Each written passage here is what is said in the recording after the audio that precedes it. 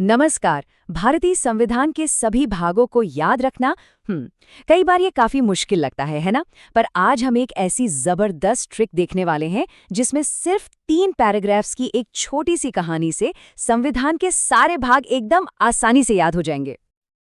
देखिए, संविधान के सभी 22 भागों को एक-एक करके सही क्रम में याद रखना वाकई में एक चुनौती है। ये एक आम समस्या है, लेकिन इसका एक बहुत ही सरल समाधान भी है। और वो समाधान है एक कहानी। जी हाँ, बिल्कुल सही सुना। एक छोटी सी मजेदार कहानी जो इन सभी भागों को एक धागे में पिरो देगी और सब कुछ आसान कर देगी। तो चलिए बिना देर किए इस कहानी को जानना शुरू करते हैं। तो कहानी का पहला हिस्सा शुरू करते हैं। ये हिस्सा हमें संविधान के भाग 1 से लेकर भाग 7 तक की सैर कराएगा। तो ये रहा हमारा पहला वाक्य। सना के लोग मोहम्मद साहब के निर्देश पर अपने कर्तव्य से संघ राज्य बनाया, जो बाद में निरस्त हो गया। अब सुनने में तो ये एक साधारण सा वाक्य लग रहा है ना? लेकिन असल में पहले 7 भागों के सारे राज इसी में छिपे हैं। अच्छा, अब देखते हैं कि ये ट्रिक काम कैसे करती है। यहाँ हर शब्द का एक मतलब है। देखिए, सना के स से बनता है भाग 1 संघ और उसका क्षेत्र, और ना से भाग 2 नागरिकता। फिर मोहम्मद शब्द से हमें याद आते हैं मौलिक अधिकार यानी कि भाग 3। निर्देश से हम सीधे पहुंचते हैं भाग 4 पर, राज्य के नीति निर्देशक सिद्धांत। और कर्तव्य है भाग 4A मौलिक कर्तव्य। इसके बाद संघ से भाग 5 और राज्य से भाग 6। और कहानी में आखिर में क्या हुआ? निरस्त हो गया, जो हमें भाग 7 के बारे में बताता है, जिसे हटा दिया गया था। कमाल है ना? तो कहानी का पहला हिस्सा तो पूरा हुआ। अब देखते हैं आगे क्या होता है। हमारा अगला पड़ाव है भाग 8 से लेकर 14 तक। कहानी का दूसरा वाक्य है, जिसके बाद शासित प्रदेश में पंचायत, नगरपालिका और सहकारी समिति के माध्यम से जन जन में संबंध बनाए, जो वित्त व्यापार में सेवाएं दें। ये वाक्य हमें लोकल गवर्नेंस से लेकर कॉमर्स तक ले जाता है। चलिए इसे भी समझते हैं। शासित प्रदेश से मतलब है भाग 8 केंद्र शासित प्रदेश। फिर आती हैं स्थानीय सरकार की 3 अहम कड़ियां, पंचायत यानी भाग 9, नगरपालिका भाग 9A और सहकारी समिति भाग 9B। जन जन से याद आता है भाग 10 अनुसूचित और जनजाति क्षेत्र।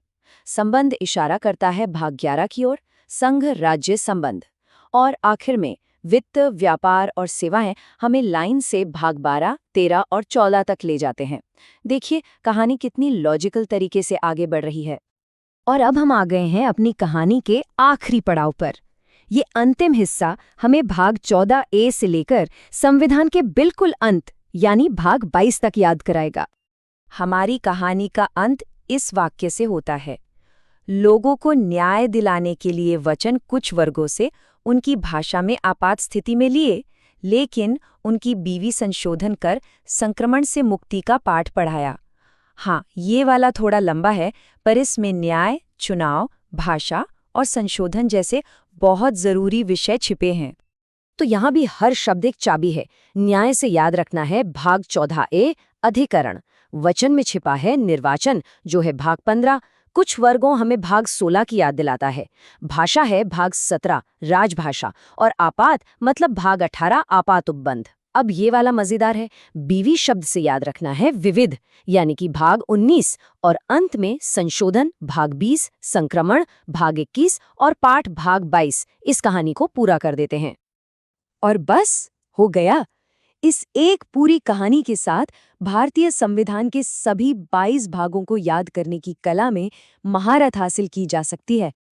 आइए पूरी कहानी को एक बार फिर से दोहराते हैं। पहला हिस्सा, सना के लोग मोहम्मद साहब के निर्देश पर अपने कर्तव्य से संघ राज्य बनाया, जो बाद में निरस्त हो गया। दूसरा, जिसके बाद शासित प्रदेश में पंचायत, नगरपालिका और सहकारी समिति के माध्यम से जन जन में संबंध बनाए, जो वित्त व्यापार में सेवाएं दे। और तीसरा, लोगों को न्याय दिलाने के लिए वचन कुछ वर्गों से उनकी भाषा में आपात स्थिति में लिए, लेकिन उनकी बीवी संशोधन कर संक्रमण से मुक्ति का पाठ पढ़ाया। बस इस कहानी को याद रखिए और संविधान के सभी भाग क्रम से याद रहेंगे। और अंत में एक सवाल, कभी सोचा है कि हमारा दिमाग सूखी सूखी लिस्ट्स और फैक्ट्स के मुकाबले कहानियों को इतनी आसानी से याद क्यों रख लेता है? शायद इसलिए कि कहानियां जानकारी में एक मतलब और भावना जोड़ देती हैं, जिससे सीखना न केवल आसान बल्कि हमेशा के लिए यादगार भी बन जाता है। सोचने वाली बात है ना?